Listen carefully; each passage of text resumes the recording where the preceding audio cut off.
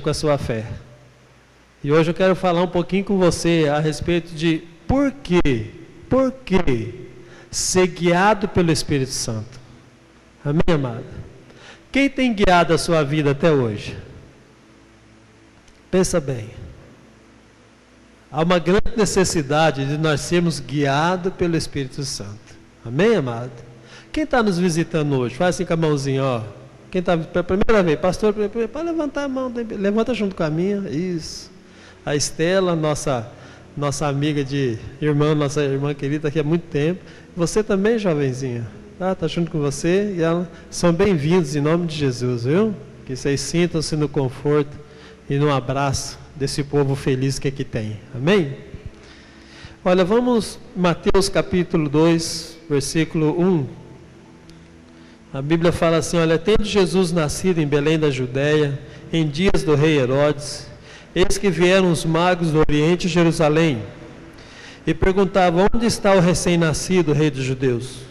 Porque vimos a sua estrela no Oriente e viemos para adorá-lo. Tendo ouvido isso, alarmou-se o rei Herodes e com ele toda a Judéia, toda Jerusalém. Então, convocando os principais sacerdotes e escribas do povo, indagava dele onde o Cristo deveria nascer. Em Belém da Judéia, responderam eles, porque assim está escrito por intermédio do profeta.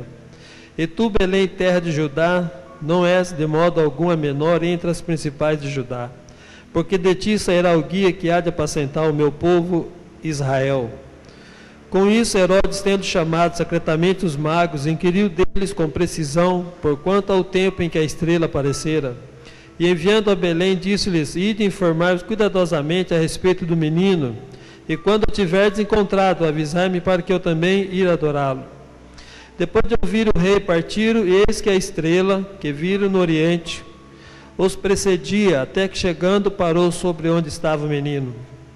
E vendo ele a estrela, alegraram-se com grande e intenso júbilo. Entrando na casa, diga, na casa, viram o menino com Maria, sua mãe, prostrando-se o adoraram, e abriram seus tesouros, e entregaram-lhe suas ofertas, ouro, incenso e mirra, sendo por divina advertência, prevenidos em sonhos, para não voltar à presença de Herodes, regressaram por outro caminho à sua terra. Amém? Eu li um pouco rápido porque o texto é longo. Presta bem atenção, uma das coisas que Deus mais deseja é ter comunhão perfeita com a sua criação. Amém, amado? Nós também desejamos ter comunhão com Ele, mas algumas coisas nos impedem. Você consegue ter comunhão perfeita com o Espírito Santo? Sim ou não? Pode falar, irmão. Também não. Por mais que a gente busca, por mais que você ora, por mais que você sirva na obra, ouça bem isso, irmão. Não consegue chegar onde você deseja. Pastor, por quê? Se você ler Gênesis 2:7, a Bíblia fala assim que Deus formou o homem do pó da terra e soprou nas suas narinas e lhe deu fôlego de vida. O que eu preciso entender, irmãos? Nós fomos criados pelo Senhor e fomos feitos do pó da terra. Diga, pó da terra. Irmão, por isso que o Senhor muda o nome de Pedro. Simão Berjona significa poeira. Pedra se faz alguma coisa. Por isso que de Simão Berjona ele passa a ser Pedro, né? Deus muda as coisas. Agora entenda bem, como pó da terra, se você ler o Gênesis, se eles colocarem aqui, 2:7, você vai ver que a Bíblia fala que Deus fez com que o homem se tornasse alma vivente. O homem tinha um espírito, mas era alma vivente. O desejo da pessoa, alma vivente, está dizendo o homem natural. Antes de você conhecer Jesus, qual que era sempre o seu maior desejo? Ficar rico, ganhar na loto, comprar um iate, bastante apartamento. Céu, esquece, não era hora. Não é isso? O homem natural não pensa e não deseja ir para o céu. O negócio dele é desfrutar do que, irmãos? Da terra. Agora veja, mas Deus nos criou para a glória do seu nome. Deus nos criou para ter comunhão com Ele. Quando você começa a ler o livro de Gênesis, você vai ver, amado, que a Bíblia fala que o Senhor passeava com Adão na viração do dia. Então Deus quer ter comunhão, mas as coisas naturais não deixam. Pastor, o que isso tem a ver com esse texto? A Bíblia fala que esses magos, irmãos, eles não eram bruxos. Nós temos que entender isso. Esses homens, na realidade, nesse período, eles eram sábios e tinham conhecimento da palavra, porque eles sabiam do cumprimento da profecia. Miqueias 5:2, ele fala isso. Tu, Belém, ele sabia que naquela época ia nascer uma criança que era o rei dos judeus, entenda bem. E a Bíblia fala que esses magos, só para nós quebrar um protocolo de algumas coisas, quando você vê no final do ano, nos presépios, quantos magos eles mostram? Vamos falar a verdade. Quando você anda na cidade, quantos magos eles falam? Pode falar, irmão. 3. E eles dizem que o mago é o quê? Quando se refere aos magos, o que as pessoas falam? Eles eram reis. Não foi isso que você acreditou a vida inteira?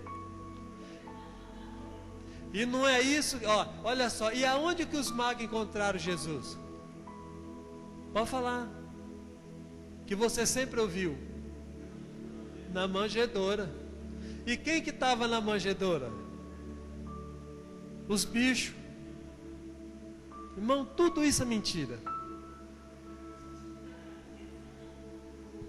Sabe por que as pessoas acreditam nisso? Porque elas não são guiadas pela palavra.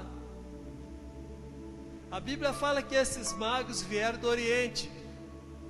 E eles vieram a Jerusalém. E quando chegam em Jerusalém, qual a primeira coisa que eles falam? Eles vão a Herodes. Quem era rei era Herodes e não mago.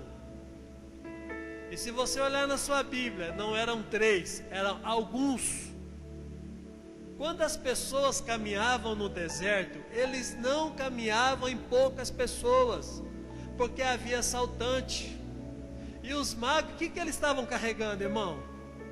Ouro, incenso e mirra. Agora veja bem como que 3 pessoas atravessariam o deserto com um tesouro desse.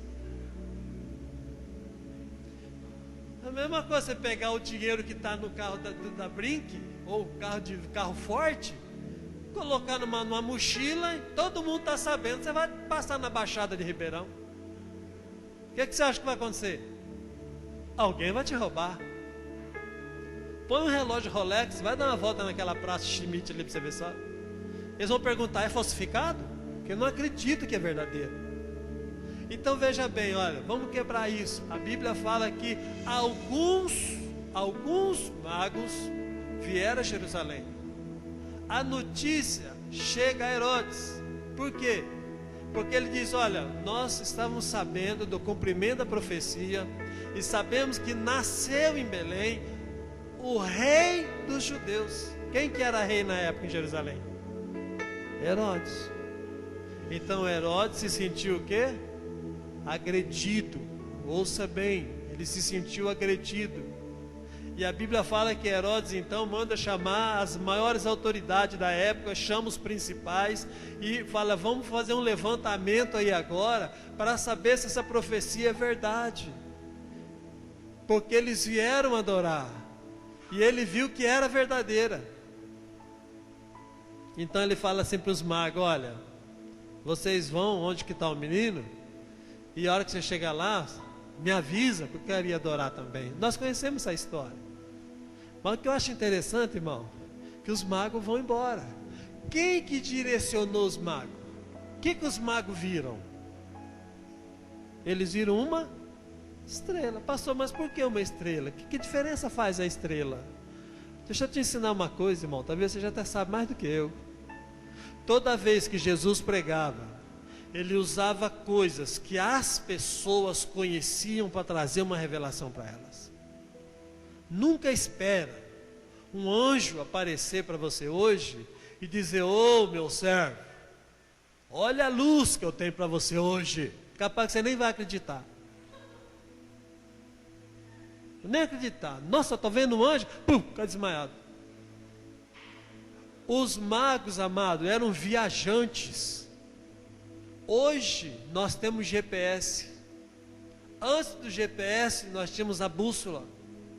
Antes da bússola tinha um outro meio de se orientar. E naquela época eles se orientavam pelas estrelas.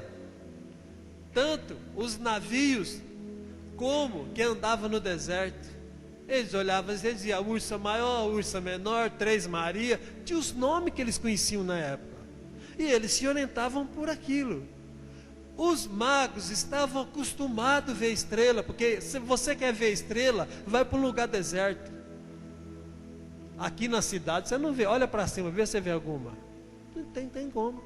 Quando você vai lá na rua, você também não vê, porque a claridade dos postes te impede de ver. Mas vai para um lugar deserto, primeira coisa que você vê é o quê? As estrelas. Ouça bem isso. Os magos estavam acostumados a ver estrela. Tem gente que não é mago e vê estrela com a situação, né? Mas veja bem, querido, os magos acostumados. Só que havia uma estrela que era diferente. Havia algo diferente naquela estrela que ele dizia: escuta, essa é diferente. Deus quer falar com a gente nessa situação. Como eles eram sábios e conheciam as escrituras, eles tiveram a revelação de seguir, irmão. Por isso que a Bíblia fala em Romanos 8,14: os que são guiados pelo Espírito, esses aqui são os filhos de Deus. Presta bem atenção, os filhos na casa do pai não pedem para entrar, nem para abrir porta de geladeira e nem para comer o que está lá dentro. Ele pode não ter comprado, mas você vai lá e come. Mas o estranho, você recebe ele no portão, no interfone. Você não tem dificuldade de falar para um estranho: não posso te atender agora. Não é isso? Agora os filhos têm acesso à casa do Pai. O que Deus está dizendo é: se formos guiados pelo Espírito Santo, vamos ter acesso àquilo que é de Deus. As pessoas não têm acesso porque elas não são guiadas, irmãos. E a Bíblia fala que é interessante que os magos, amados, na revelação do Senhor, ouça isso, quando eles vão aonde Jesus estava, eles encontram Jesus aonde? Na manjedoura ou aonde? Vai lá no texto, irmão, olha só no texto, 2:11, olha só, entrando aonde que os magos entraram? Na casa.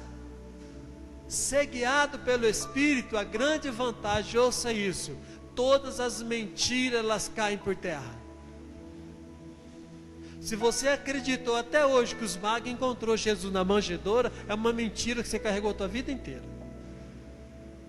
Por isso que eu perguntei se você crê nas escrituras. A verdade é, quando os magos encontram Jesus na casa. E Jesus não era recém-nascido, bebezinho enrolado, não. Quando os magos encontram Jesus, Jesus tinha de 2 a 3 anos de idade. Nossa, pastor, vou te mostrar na Bíblia. Jesus já tinha essa idade quando os magos encontram ele. Amém? A grande vantagem de ser guiado pelo Espírito Santo é que você vai andar dentro da verdade do Senhor. Pastor, como que eu vou mudar essa história? O que eu preciso entender? Nós somos feitos do que? Do pó da terra. E quando você vai em 1 Coríntios 15:45, ele fala assim que o primeiro Adão nos tornou alma vivente, mas o último Adão, que é Jesus, o último Adão, nos tornou espírito vivificante. Irmão, não tem como Deus trazer uma revelação para uma pessoa se ela estiver andando no mundo natural. Não tem como. Vai passar uma vida inteirinha dentro da igreja, se lamentando da situação, mas não tendo comunhão com o Senhor, na incerteza se vai para o céu ou não. Pastor, como é que pode mudar essa história? João 12. E a todos quanto o receberam. Que dia que você recebeu Jesus? Eu preciso receber Jesus na minha vida. Por quê? E a todos quanto o receberam. Olha só, deu-lhe poder de se tornarem, não está pronto, de se tornarem feitos filhos de Deus. Olha que coisa gostosa, pastor. Eu não sou um filho pronto. Uma criança, no mundo natural, é 9 meses para ser gerado. Mas para nós se tornar filho de excelência, pode demorar 90 anos. E aí? Estamos no processo. E olhar todos quanto receberam. Do dia que você decidiu levantar a sua mão e deixar Jesus entrar no seu coração, a Bíblia fala que você recebeu poder. Que poder é esse, pastor? Agora o teu espírito tem comunhão com o Espírito Santo. Amém, amado? Porque Deus não pode falar na alma natural. 1 Tessalonicenses 5:23, ele fala que você tem que santificar. O que eu tenho que santificar? O meu espírito, a minha alma e o meu corpo. Deus só pode falar comigo e com você através do Espírito Santo no nosso espírito. Por que ele não pode falar em outra coisa, pastor? Ouça bem isso. O teu corpo, nosso corpo, ele é para glorificar Deus. Ele pode glorificar o mundo e ele pode glorificar Satanás. Por isso que se eu não for guiado pelo Espírito Santo, eu posso estar nessas 3 coisas. Quando que eu glorifico o mundo? Quando o meu corpo expressa o mundo. Quando as coisas do mundo têm que ser muito visíveis em mim. O salmista lá no Salmo 103, ele diz assim, olha, bendize, ó minha alma, ao Senhor, e tudo que há em mim, bendiz teu santo nome. Irmão, se a roupa que eu ponho, se as atitudes que eu tenho, se o que eu falo, se as minhas ações, visível, estou olhando para o corpo da pessoa, não glorifica Deus, significa não estou sendo guiado pelo Espírito Santo. Tem gente que acha que o corpo dela vale mais que o céu, e investe um tempo no corpo tremendo. E é o corpo, e é o corpo, é o corpo. Tem que se cuidar sim. Mas quando as pessoas olharem para você, ela não precisa olhar o seu corpo, ela tem que olhar Deus na sua vida. Por isso que ele manda santificar o corpo. Quantas pessoas usam o corpo através da bebida, através do vício, através de tanta coisa, ele ingere nesse corpo que é de Deus, foi Deus que deu. Nós não construímos nada. Amém, amado?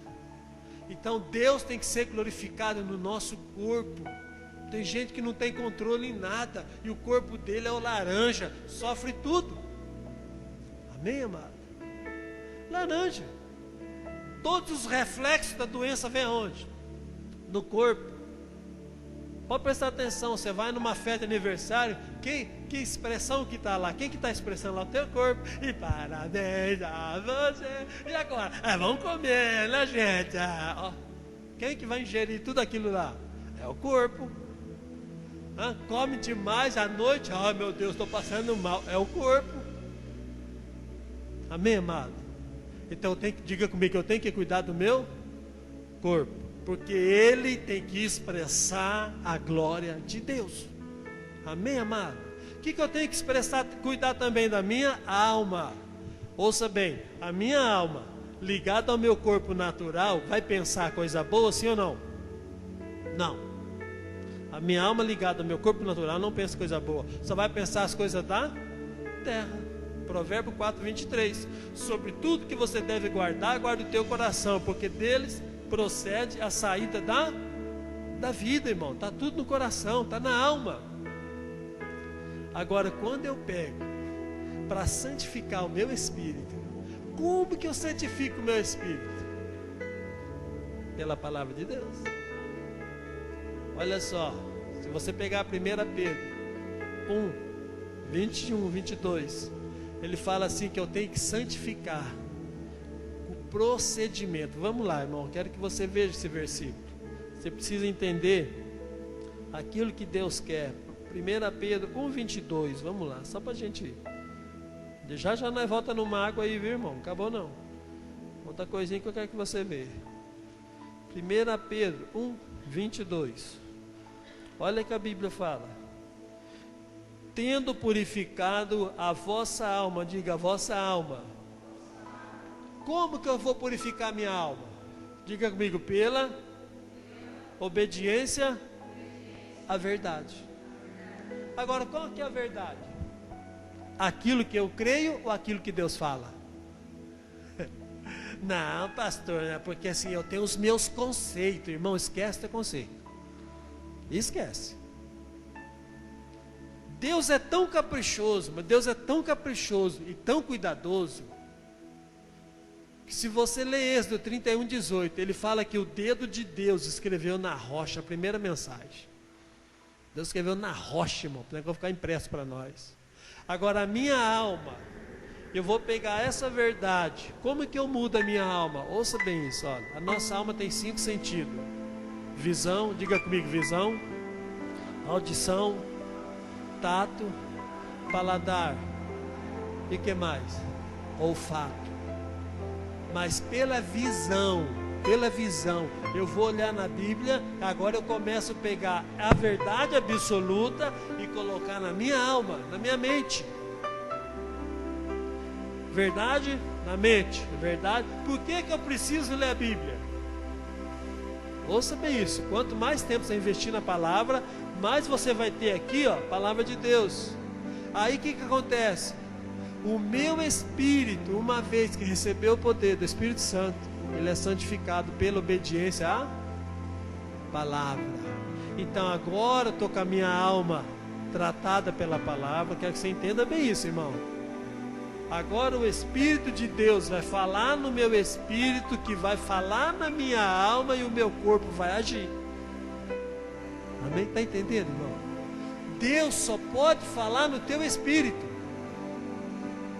mas Ele só vai falar quando a minha alma tiver com a sua verdade. Pastor, eu não tenho tempo para ler a Bíblia. Eu sinto te falar uma verdade. Vai sofrer até o dia que você morrer. Pastor, eu não consigo me organizar, tirar 40 minutos. Na hora que eu fico imaginando assim, ó, já pensou se a igreja brasileira tirasse o dízimo do tempo por dia para Deus? Já pensou, pastor? Qual é o dízimo do tempo por dia para Deus?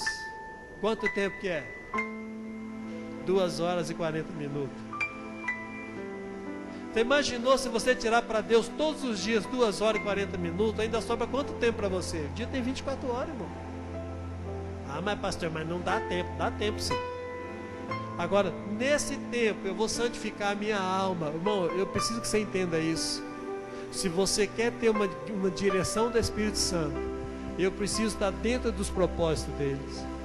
Por isso que esses magos, esses homens, a primeira coisa que eles tinham era a palavra. Irmão, abre lá em Miqueias 5:2. Ouça bem, a primeira coisa que esses magos sabiam: profecia está se cumprindo. Tem a palavra. O menino nasceu. Olha só. Amém, amado? E foram no cumprimento da palavra. Agora veja bem, qual o desejo do coração de Deus? Olha só o que ele diz: E tu, Belém, Efrata, posto que é pequena entre as milhares de Judá, de ti me sairá o que governará em Israel, e cujas saídas são desde os tempos antigos, ó, desde os dias da eternidade. Um dia eu quero pregar só sobre a eternidade, que é coisa linda que é. Então você entenda bem, quando os magos que conheciam essa palavra, eles foram na revelação, olharam a estrela por causa da palavra e entenderam o que havia acontecido. Pastor, e aí? Eles encontraram o menino na casa. O que eles entregaram? Diga comigo, quando eu sou guiado pelo Espírito Santo, eu tenho sempre algo a ofertar ao Senhor. Amém, amado? Agora vamos em Lucas capítulo 2. Eu quero te mostrar alguma coisa. Pastor, por que você fala isso? Quando eu leio João 4:24, a Bíblia fala, irmãos, que Deus é Espírito. E se Deus é Espírito, eu não posso ignorar isso. Amém? Não posso ignorar de forma alguma. Glória a Deus. Vamos lá. Olha só, quero que você entenda bem isso.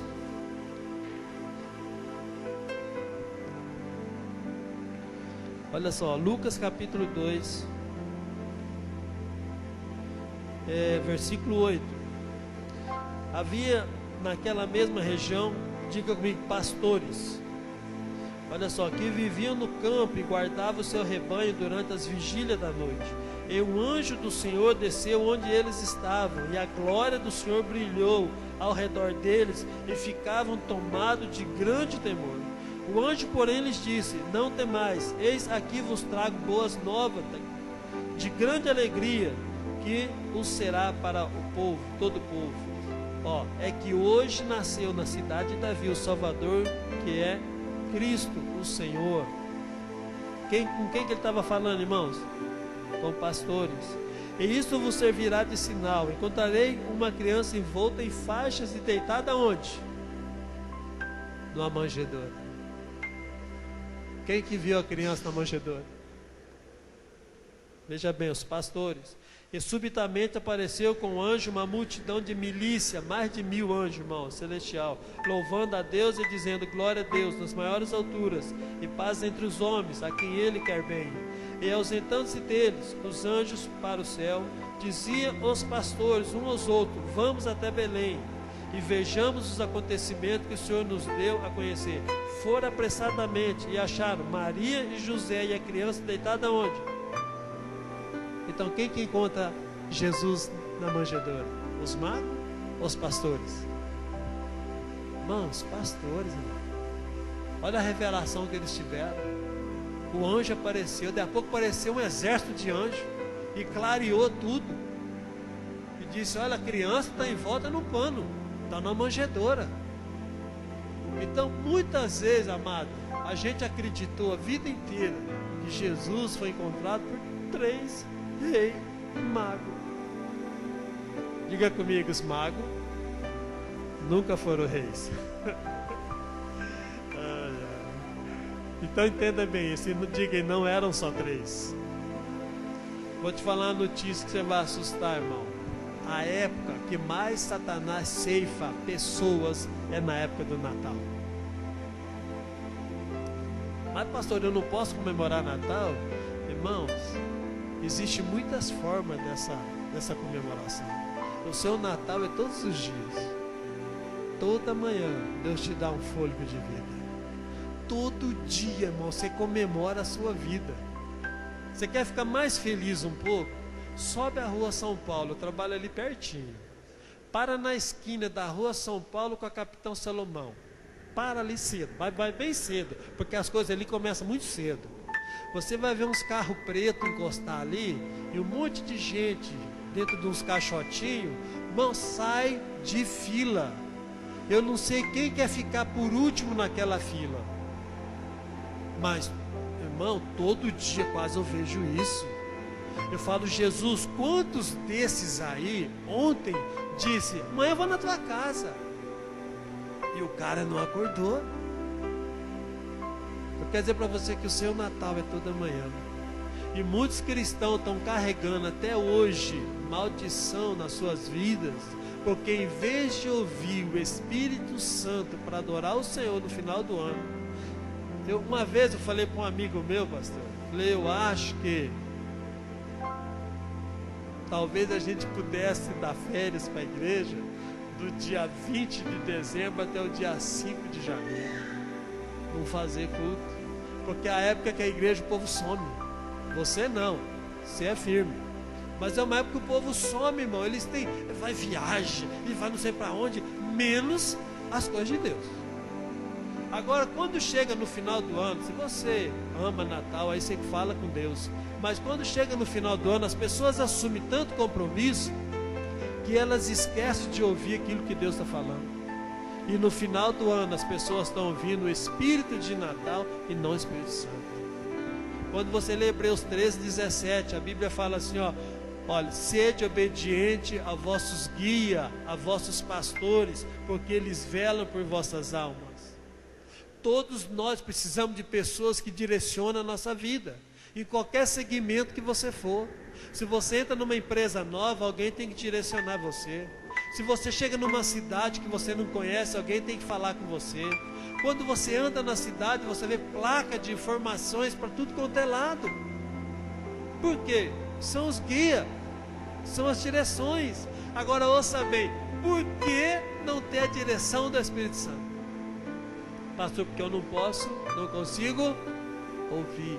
Presta atenção, irmão.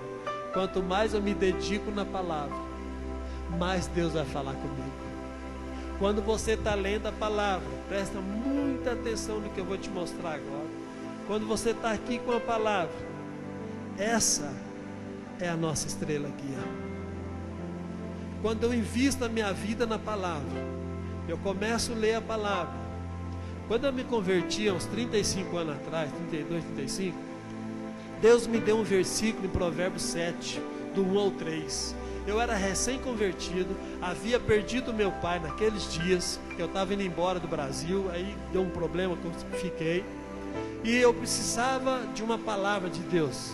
Eu não conhecia a Bíblia, eu havia lido a Bíblia algumas vezes, mas eu não a conhecia na revelação. Aí Deus falou para mim no Provérbios 7, filho meu, guarda a minha palavra, escreve na tábua do teu coração, atas ao teu dedo, é como a menina dos teus olhos, é como a tua parente. Eu fiquei com essa palavra mais de ano. Por que Deus me chamava de filho? Porque eu tinha perdido meu pai. Eu precisava de algo firme, e era a palavra. E eu fiquei na palavra. E Deus então foi através da palavra revelando caminhos para que eu pudesse firmar meus passos.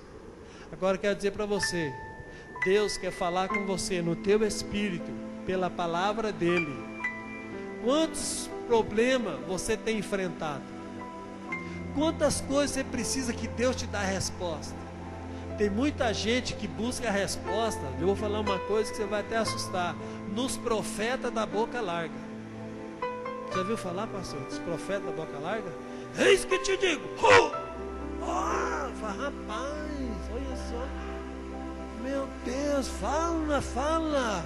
É para você assinar um cheque e pôr no meu bolso. Já vi muito isso, irmão. É para você me dar a chave do teu carro e te falar tchau para ele. Rapaz, e tem gente que acredita nisso. Na época da Riberquímica, Reinaldo Bossan, um dos maiores empresários, investidor na obra de Deus que nós tivemos aqui na nossa região. Havia uma pessoa que ele fazia culto todos os dias na empresa dele. Eu tive o prazer de participar em muitos cultos lá, dirigi muitos cultos lá. E eu lembro que apareceu um homem lá um dia, ele ligou para mim e falou: pastor, vem aqui voando. Tem um cara esquisito aqui. E ele disse que Deus tem uma palavra para mim. Amém, irmão.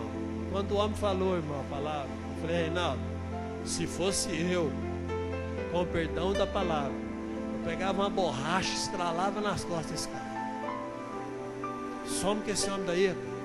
Por quê? Falava que Deus havia falado, e no final o que ele queria? Um cheque. Um cheque. Era o que esses homens queriam. Vou dizer uma coisa para você: Deus, tudo que Deus quiser falar com você, tem que bater de acordo com a sua palavra. Ou você investe um tempo nessa palavra. Por quê, pastor? Porque veja bem, assim como fomos enganados a vida inteira, achando que os magos eram reis, que eram 3, e que havia encontrado Jesus na manjedoura, muitos outros enganos existem por aí. Então eu preciso da revelação do Espírito Santo, porque à medida que eu cedo a minha vida, me rendo ao Senhor, ouça bem isso, irmãos, Deus vai trabalhar de uma forma graciosa na sua vida, naquilo que você conhece. Quando você lê o livro de Êxodo, a Bíblia fala que Moisés, amado, quando Deus fala com ele na sarça ardente, pastor, mas na sarça ardente assustou Moisés? Não. Quando você vai no deserto da Judéia, a sarça é um arbusto, E a sarça está espalhada em tudo quanto é lugar, irmãos. Só que como o sol no deserto chega a 60 graus, a sarça pega fogo sozinha. Sozinha. Eu esqueci de trazer, mas eu trouxe de lá para você ver a sarça. É um arbustozinho. Agora veja, você acha que Moisés não estava acostumado com o fogo da sarça? Estava. Mas um dia um fogo diferente estava na sarça. Pegou fogo, ele olhou, está pegando fogo? Está pegando fogo, mas sempre pegava fogo. Mas aquele fogo era diferente. Deus de uma forma chamou a atenção de Moisés. Vou dizer uma coisa para você, Deus de uma forma diferente vai chamar a sua atenção naquilo que você está acostumado todos os dias. Amém, amado? Eu, irmão, gosto muito de boxe, não sou lutador não, mas eu gosto, né? E um dia eu estou assistindo uma luta às 3 horas da manhã. Até isso nunca gostou, mas eu gostava. Era Fórmula 1 e boxe. Eu falava, até vou dormir porque você vai cair nesse negócio aí. E um dia eu estou vendo lá, Holyfield e Mike Tyson. Eu, quero ver a luta. E o Mike Tyson era pequenininho, o Holyfield grandão. Eu falei, nossa, isso aí não tá desigual isso aí, ué. Porque um cara grandão, o outro pequenininho. Aí Deus falou assim para mim, olha o comprimento do braço do Mike Tyson, bracinho curtinho. E olha o comprimento do braço do Holyfield, que ele até passava do lado de lá. Eu falei, vixe, a hora que ele dá um soco, caiu. Aí ele falou assim, fica olhando. Começou a luta, 1 minuto e meio, o Mike Tyson derrubou ele. Nossa, não tem nem graça, 3 horas da manhã para ver uma luta 1 minuto e meio. Aí o Espírito Santo falou para mim assim, cabeção, olha só a estratégia do Mike Tyson. Ele não deu espaço. Quando o Holyfield pensou, ele já estava em cima e deu um soco certeiro e derrubou ele. Ele falou assim, assim é a minha igreja. Deus falou comigo, Deus falou assim, assim é a minha igreja. Parece pequena, mas se ela não der espaço para Satanás, derruba ele. Efésios 4:27, a Bíblia fala, não dê espaço a Satanás, irmão. Sabe quando que nós não damos espaço para o diabo? Quando nós somos guiados pelo Espírito Santo. Quando o Espírito Santo fala e você ouve. Quando o Espírito Santo fala e você sabe que está de acordo com a palavra. Eu não sei que resposta você está buscando de Deus hoje, irmão. Mas a resposta que Deus tem para você está na palavra dele. Pastor, eu tenho dificuldade de ouvir Deus, eu tenho dificuldade, ouça, deixa o Espírito Santo trabalhar no seu coração. Se nós ler João 16:8, ele fala assim, quando ele vier, ele convencerá o homem da justiça, do pecado e do juízo. Quem vai nos convencer das coisas de Deus e que nós temos que deixar as coisas do mundo é o Espírito Santo. Amém, amado? Se você ler Romanos, amado, 6:23, ele fala que o salário do pecado é a morte, mas o dom gratuito de Deus é vida eterna. Pastor, mas por que você está falando isso? Porque Isaías 59:2 ele fala assim, os vossos pecados e as vossas iniquidades faz separação entre vós e vosso Deus. O que é que mais separa as pessoas hoje? É o pecado. Como vencer o pecado? Eu preciso ser guiado pelo Espírito Santo. Eu preciso todos os dias, amado, falar, Deus, eu não sou capaz de vencer essa dificuldade, então eu entrego nas tuas mãos e peço perdão pelos meus pecados. É difícil fazer isso, irmão? Às vezes a gente não pede perdão a Deus pelos pecados, porque a gente gosta do pecado e não quer deixar ir. Mas o desafio da minha oração com você hoje, nessa noite, se você quiser ser guiado pelo Espírito Santo, se você tem algo na tua vida que tem sido impedimento na sua vida, pastor, eu tenho um negócio na minha vida, que o negócio só gerou problema até hoje, eu não consigo vencer, e eu preciso de uma revelação do Espírito Santo. Se você quiser, no nome de Jesus, eu quero orar com você. Irmão, vou só te falar uma coisa, se você está aqui, porque você crê em Deus, se você está aqui, porque você também tem problema. Porque quem não tem problema não vem para a igreja. De alguma forma, o Espírito Santo te convenceu para você estar aqui. E se você está aqui, porque você sabe que não é autossuficiente para resolver as coisas na sua vida.